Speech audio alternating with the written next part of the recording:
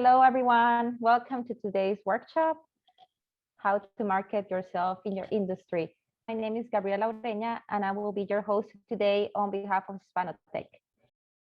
Hispanotech, who we are? Well, basically, we are a not-for-profit organization whose mission is to help Hispanic professionals integrate and advance their careers in Canada.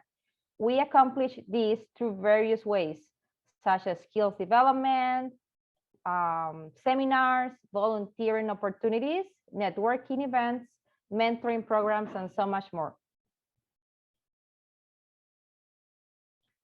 Well, I will now like to welcome our speaker for today. Welcome, Dana Doswell.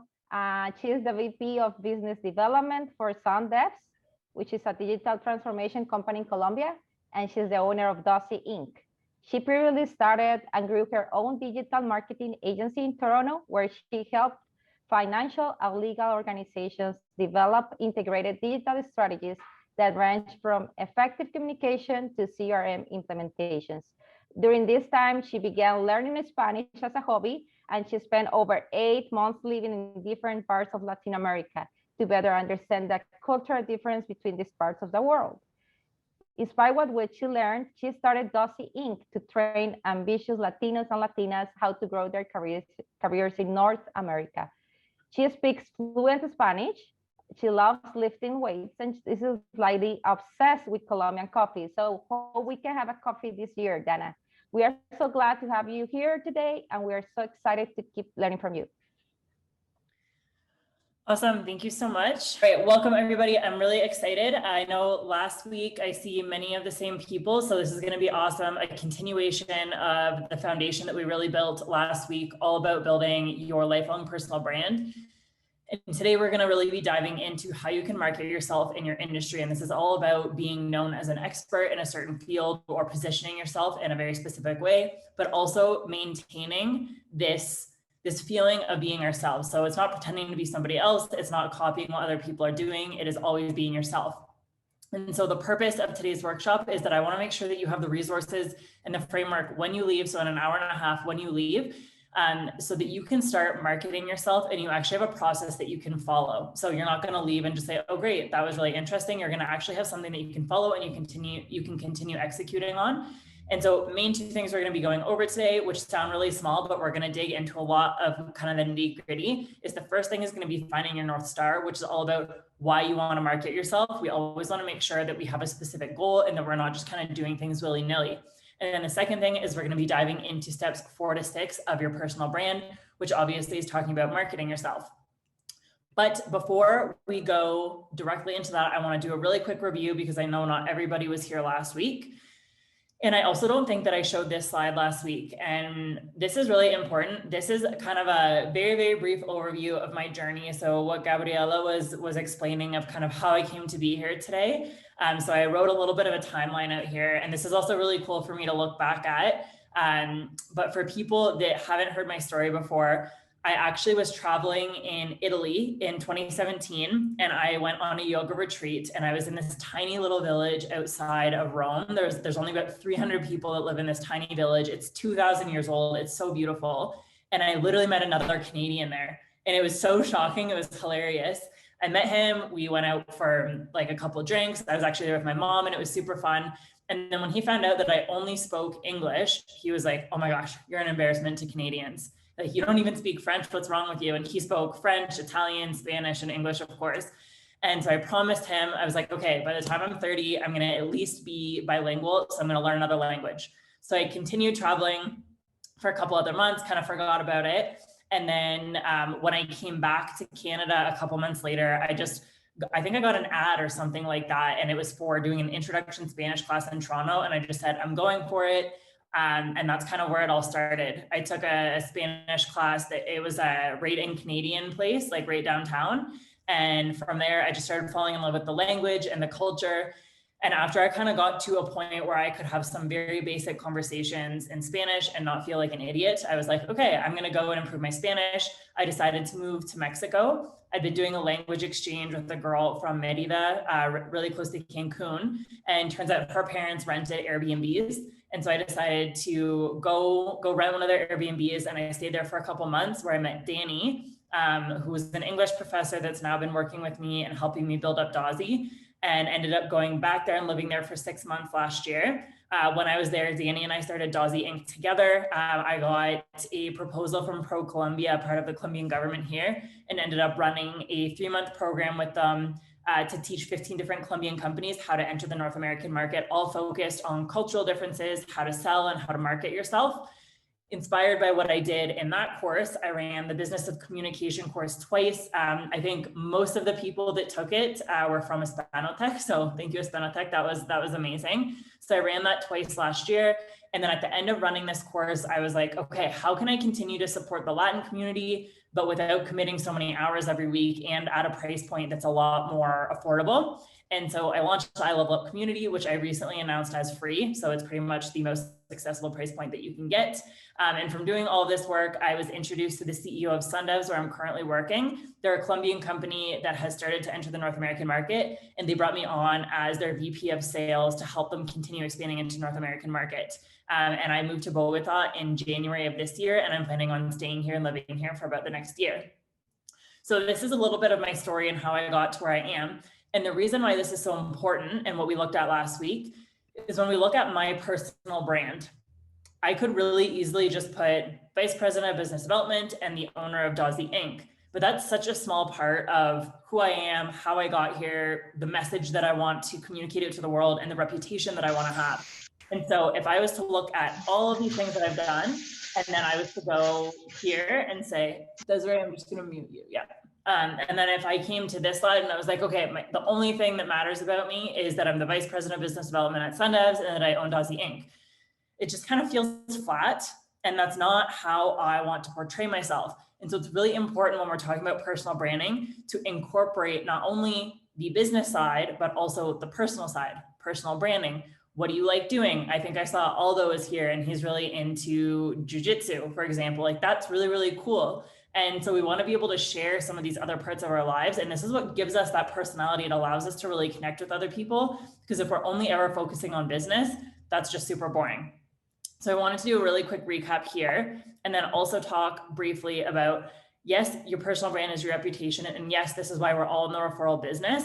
And then when we take a look at the 6 steps to actually building a lifelong personal brand, this is what we went over last week, is understanding what your personal values are, understanding what people, colleagues, clients you actually want to have in your life, and then understanding how you can leverage the natural talents that you have. And just as an example, everybody who's here speaks 2 languages.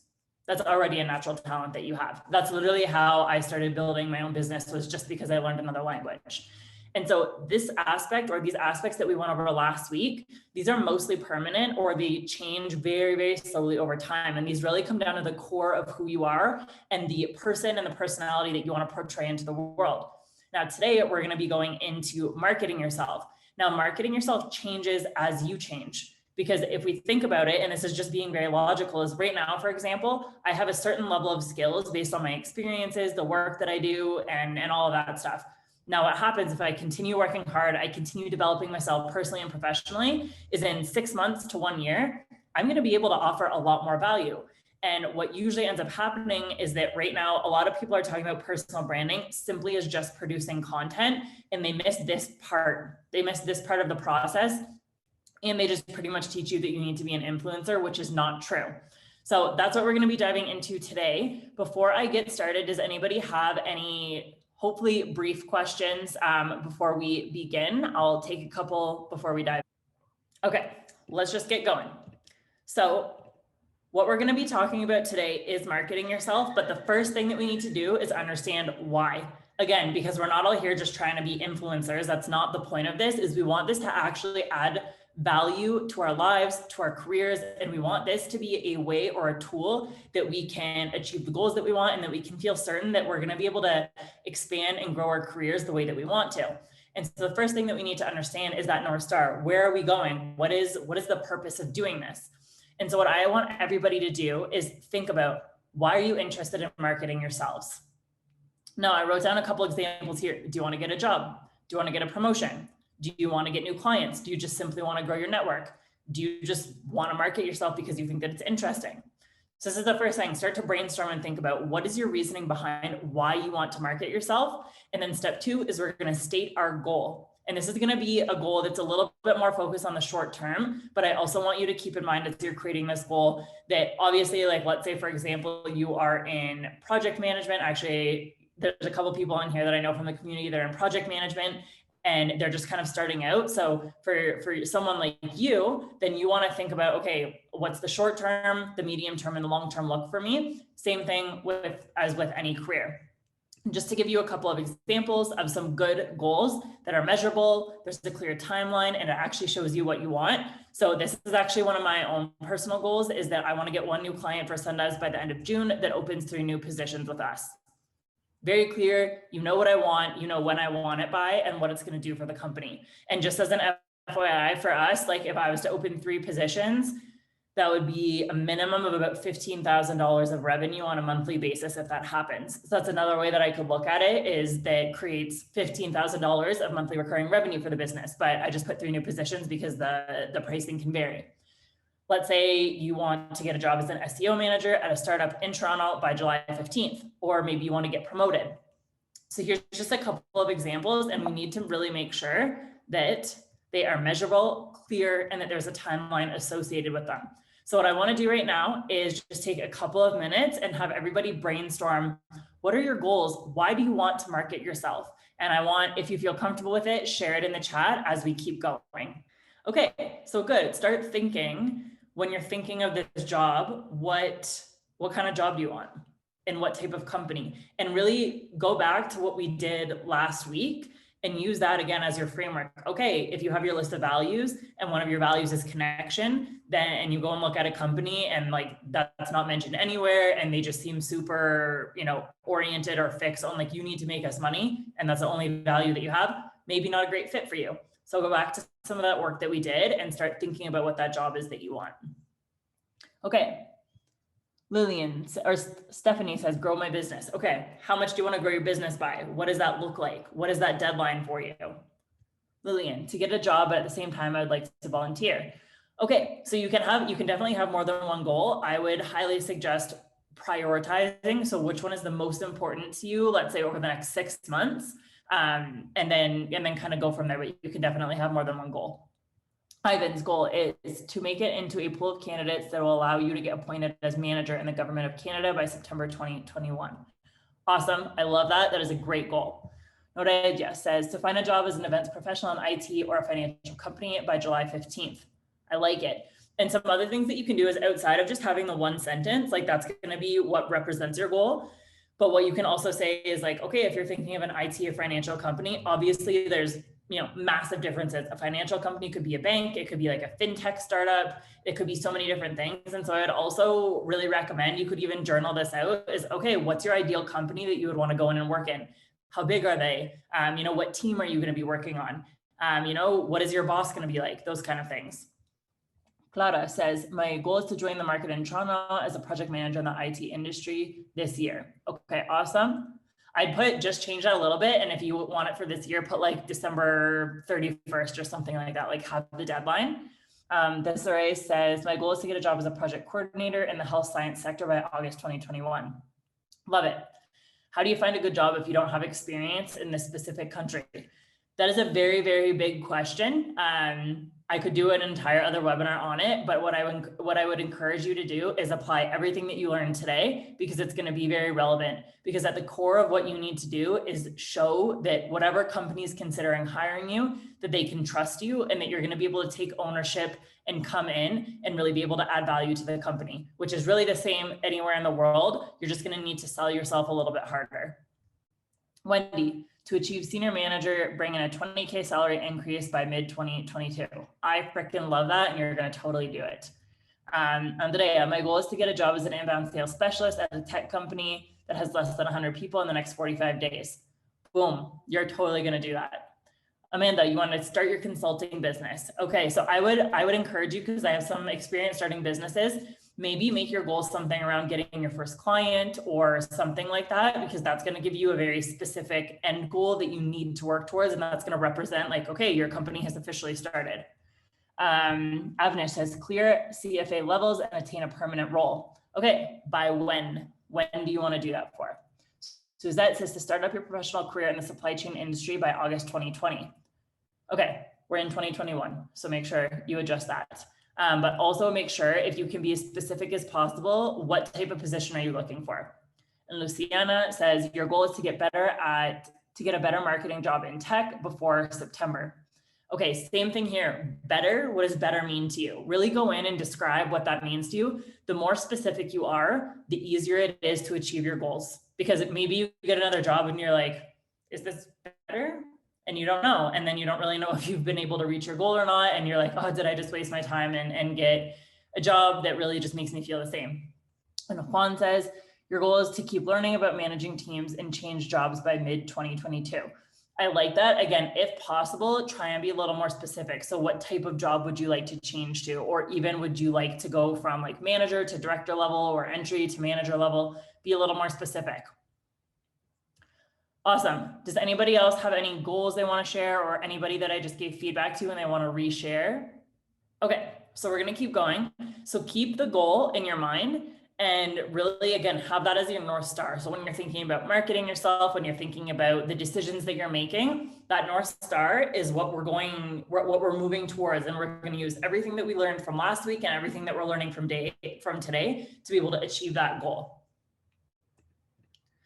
So now what we're going to do is we're going to dive into your value proposition. So we're going to spend a little bit more time here. And again, your value proposition is the current value that you can provide to your organization or your clients, depending on what your role is. And when I'm talking about current value, again, I'm going back to this fact that if you work hard and you consistently are trying to improve, your value will increase in a matter of weeks or in a matter of months. So when we're talking about the value proposition, again, this is something that is changing. A really easy example, two really easy examples is in sales. So I'm in sales. You can have someone who's a business development rep. They're responsible for cold calling, for setting meetings. And then you'll have someone that's like an account executive, and they're the person that's taking that call and they're responsible for closing that business. So usually when you start out in your sales career, you're going to be a business development rep. And then as you get more senior, you're going to move into an account executive role. Obviously, you're bringing two different types of value to the company, but that can also happen in the matter of a year if you do a really good job. Another example would be, let's say you want to go into project management and you currently don't have your PMP certification. So you start working, maybe you're shadowing some other people, then you get your PMP certification, and you have the background, you have that practice from shadowing people, and now you're actually leading two of your own projects.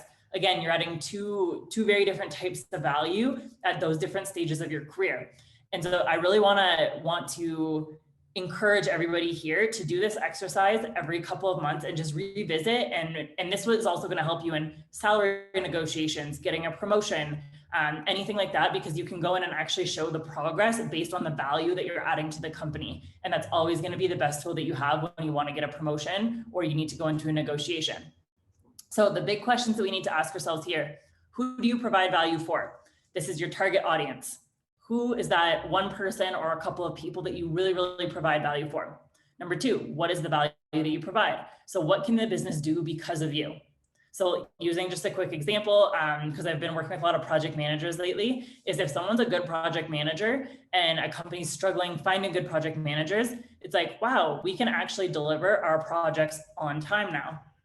That is a massive change in a company if you can have somebody that can come in and actually help you deliver your projects on time. And a lot of the time, if that happens, it means that you're delivering either on budget or closer to budget than you'd initially anticipated, or you saw things were going bad and now you have somebody that can really help you.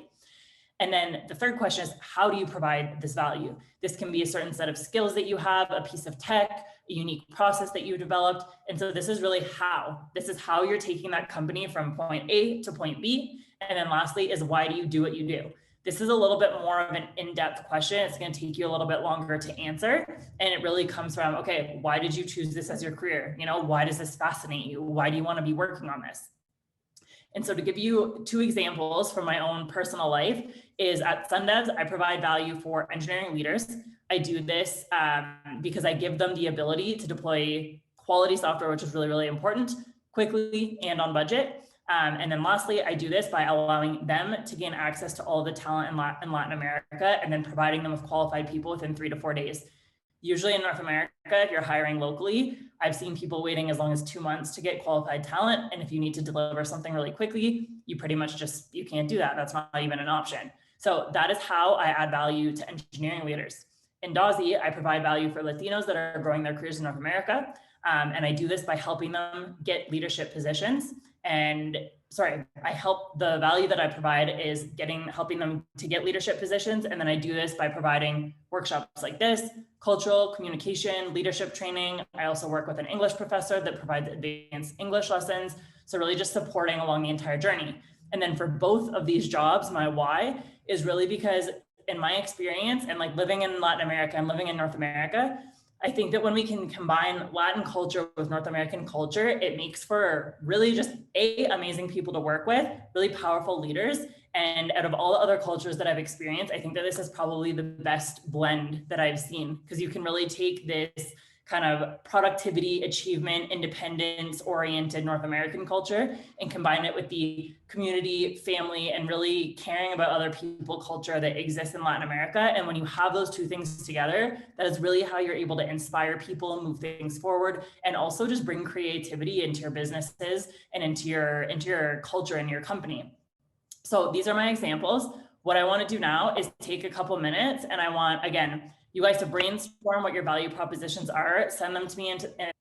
And just as an example, if you're somebody that's currently looking for a job, think of who you would be going to work for in the company or in your target companies. Like, are you trying to target a marketing manager, an engineering manager, the director of marketing, the owner of the company, if it's a smaller company? What are your goals? Okay, Juan, first one.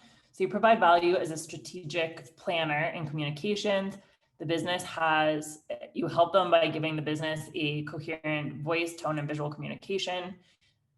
Okay, so what I would question is, so who do you provide this value for? Like, what are your target companies? That would be my first question.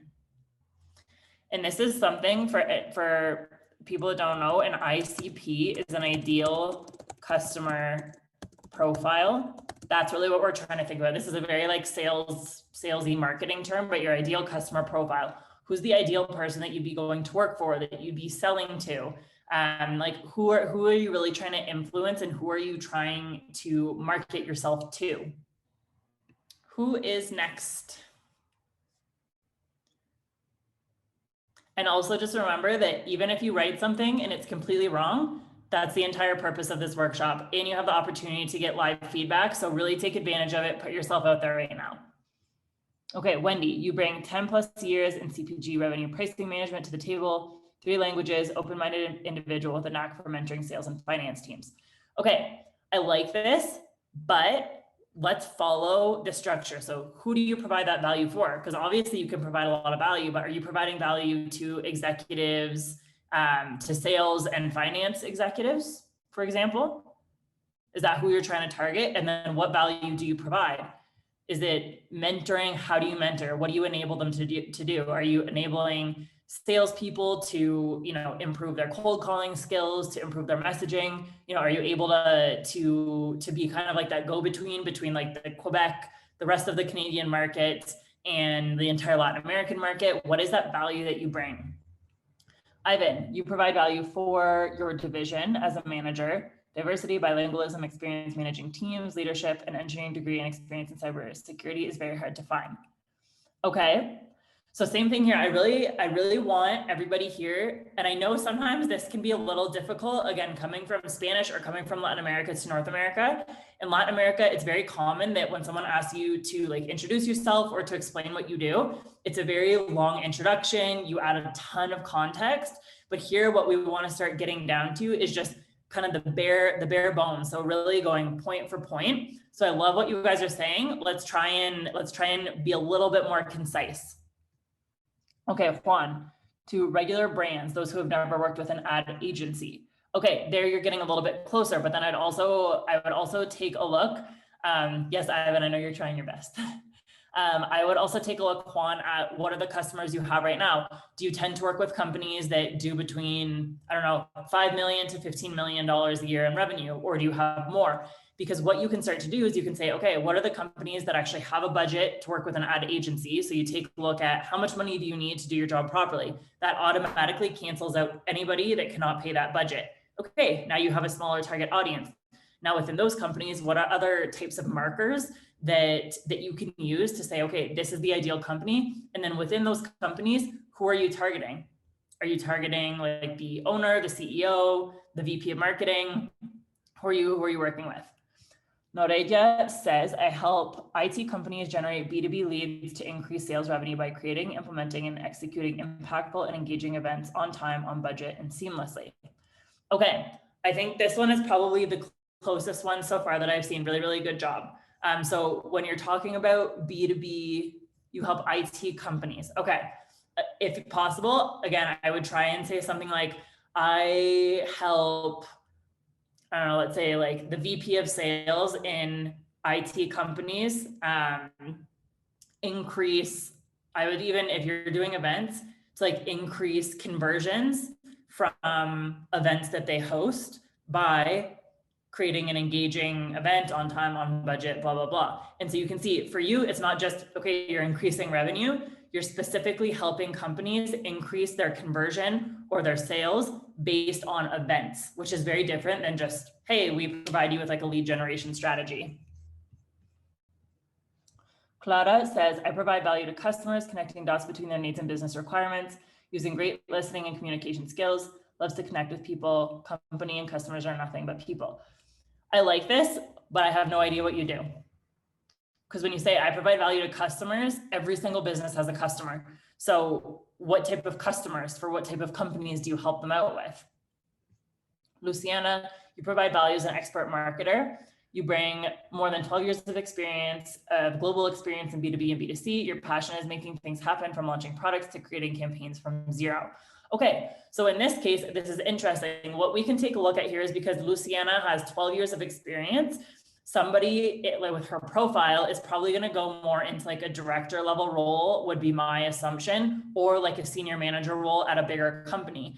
And so she's somebody that can really impact the strategy, like the strategy behind global marketing. And so Luciana, I would challenge you the same thing. Who can you really support? Who can you really add value to? What types of companies? You did say B2B and B2C, but let's be a little more specific. Are there industries that you focused on? Company sizes, like do you like working with early stage startups or mature companies? Where do you really like to focus? Lillian, I provide value for businessmen, helping them to relocate in their host city. I do it within 2 to 5 days based on their needs. Okay, this is interesting. So I don't know exactly what you do, but when you say relocate, I'm assuming this is like you're helping somebody move in order to get a job, or like they're starting a job and they need to relocate. And I think this is really interesting. I do it within 2 to 5 days. That is very measurable. That's a very measurable value. And you can imagine if you're someone in her like client or customer's position and she's like, yeah, I always do it within 2 to 5 business days. It's like, oh, okay, huge relief. I don't need to think about that anymore. Aline, I don't know if I said that the right way. I provide value to the engineering team by delivering accessible and reusable code that is aligned with business needs while advocating for the needs of our end users. I'm a developer because I love solving business problems by creating engaging user experiences. Okay, so also I would say also close. I think value to the engineering team. I like that. Again, if you can be more specific with your like one main person that you provide value to, that would be awesome. And then reusable code.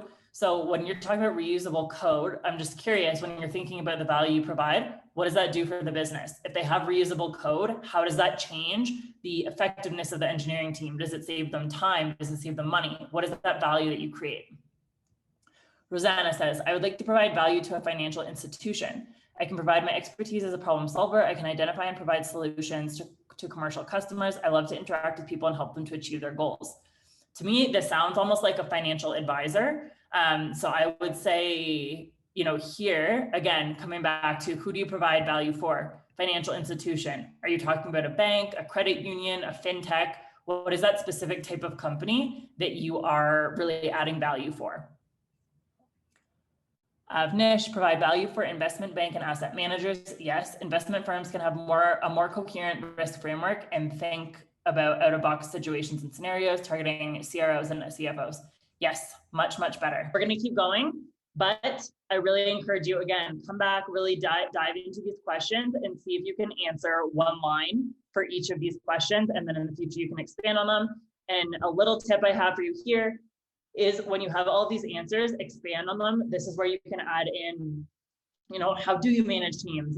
Go like more in depth in your process or the technology you're selling or whatever it is. And then that can be your LinkedIn bio. And that gives you a really solid landing page essentially for the person that you're targeting. So now we're going to move into step number 5, which is actually super, super simple, but very important. And this is just your communication style. And this is all about reflecting your personality. And this also, again, gives you the freedom. I really think of it as a freedom of being consistent across Slack messages, Skype messages, LinkedIn, Instagram, whatever you're producing. And all we're going to do here is choose 3 words that describes your communication style. And this is going to be what you have in your mind when you're answering emails, when you're producing content, or whatever it is that you're doing. Because a really big part of marketing and building that reputation is consistency in the way you influence people and the way you make them feel. And our writing style and our communication style plays such a massive part in that. And so this one is really straightforward. For me, the 3 words that I want to describe my communication style is inspirational, empowering, and effective. So if you go and look at anything I've written on LinkedIn, Instagram, this workshop, for example, I'm really here to inspire and empower you guys, but I'm not just, I'm like, yeah, you can do it. Go do it. I'm like, no, this needs to be effective. I need to actually provide value. I need to create a change. I need to create an impact. And so you can see that in all of the content and the way that I communicate is that these 3 things really come through.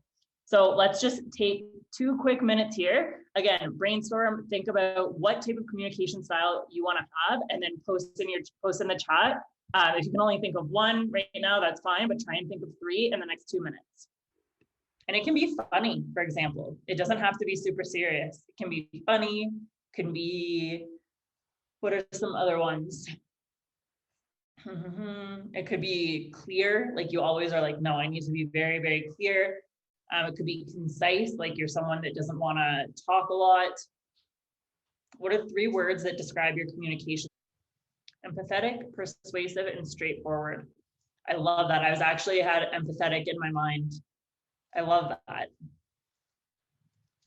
Positive, creative, reference to pop culture. Okay, reference to pop culture wouldn't be a communication style, but I can feel what you're trying to get across there. I think that's awesome. Okay, Alfonso, structured, concise, and motivational. Yep. Friendly, effective, and straightforward. Confident, supportive, persuasive. Yes. And yet, one thing I would say, and I think this is probably very relevant to the personality types, but Wendy, for example, like knowing a little bit more about her background, I would say confident, supportive, and persuasive. Like that sounds like her. Like just from what she was just saying to me is like 12 years of experience. I can speak finance. I can speak sales. I can help you do this. Like that confidence comes through, and that support. Like, okay, she's there to support, these two people in the company and support the company, and straightforward, which is, was the last one, persuasive, And persuasive is really, I think you can speak sales language really well that way. Yeah, I love that. Silvio, persistent, supportive, funny. Yes, motivational, empathetic, and resourceful. I love all of these. Transparent, creative, and empathetic. Yeah, awesome. So again, take some time, come back to this. You don't have to decide on it right now. And same thing, this is something that can change. So, if you're more junior in your career, then maybe something, maybe you don't want to be super serious. Maybe you feel like you don't have a ton of knowledge to communicate. And so you need to be a little bit more on the entertaining side. And that's totally fine. So let yourself be yourself, whoever you are right now, and you can come back to this. Again, like I said last week, get a big cup of coffee this weekend and dive into these exercises. All right, we're going to continue on to the last step, which is like the media step. There's a lot here, and probably the one that most of you are here to learn about, which is industry contribution. This is really the bread and butter or the core of marketing yourself. And this is how you're going to publicly or not publicly, depending on which one you choose, which I'm going to show you in a second. This is how you're going to build your brand and your reputation. And one really, really, really important fact is that right now, and especially with the pandemic, content is communication. If you think about it, when you're writing an email, when you're posting on LinkedIn, if you're listening to a podcast, These are all digital forms of communication, but this is how we are communicating nowadays. And also when you have digital types of communication, you can get them in front of a larger audience in a shorter period of time, which is very different than only having word of mouth as a way of marketing yourself. And so no matter what we do, we have to be able to create some type of content consistently that has a specific message to it that resonates with our target audience. This is how we're going to market ourselves. This is how we're going to create a reputation. This is how we're going to be known as an expert. And if you're a salesperson, this is how you're going to get leads. If you are trying to get a promotion, this is how you can show that your company that you are now moving up, you are ready for a leadership position. If you're trying to get a job, this is going to be a great way to be able to open conversations with people and companies that might not even have a job opening available, but you're just like, hey, I know I can add value to you guys, and like look at everything that I've produced. You already know me, you can see what I've done.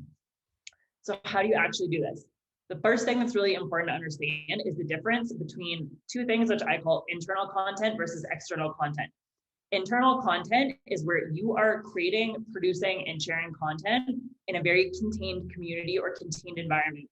This is when you know all of the people, maybe on a personal level, usually on a personal level, that are going to be receiving and looking at what you're creating. It can be a church community, an email group. For example, I just launched a newsletter. And so that's something that's not, I'm not posting the contents of that newsletter on LinkedIn. That is only private to the people that have subscribed to my email newsletter.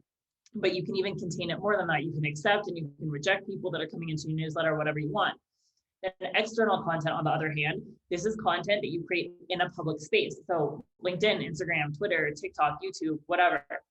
And so here is the important takeaway, is that you do not need to be an influencer in order to create content.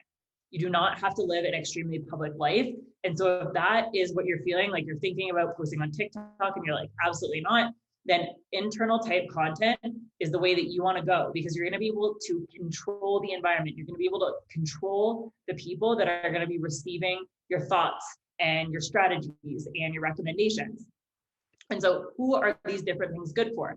Internal content is good if you work within a medium to large size company. So you hopefully are going to be able to develop enough relationships within that company that you can create a contained community of people that can really support you and help you network. Already, for example, maybe you belong to a contained community that has specific needs. And lastly, and really importantly, is if you do not feel comfortable producing content that will be shared publicly, you do not have to. So those are just a couple of rules of thumb of if you're in that position or this sounds like you, then it might be a good idea for you to look here. Now, what are some content examples? For example, let's say you want to start an internal podcast at your company. This could be a great way to network within your company if you want to get a promotion. Maybe you start interviewing all of the VP level or executive level people in your company.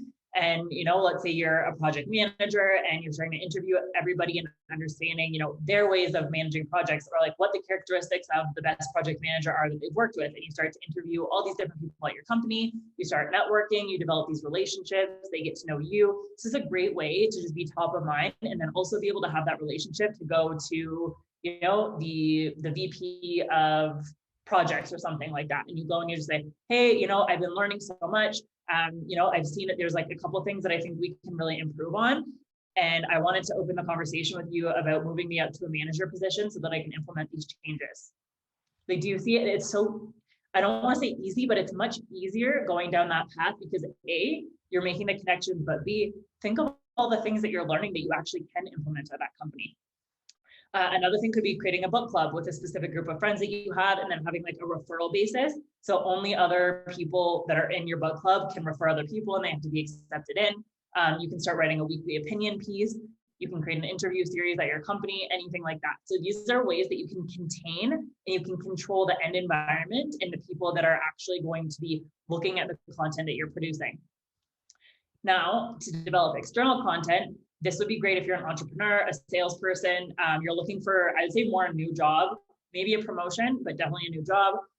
You want a career in public speaking or to eventually start your own business, you can start to build up this public recognition, which is going to allow you to develop more contacts and more of a network for when you want to go and launch that company or public speaking career. And then lastly, really important, is you feel comfortable having your opinions and aspects of your life public. Super important. We don't want to force ourselves into being someone we're not and force ourselves to produce content and put it publicly when we don't feel comfortable.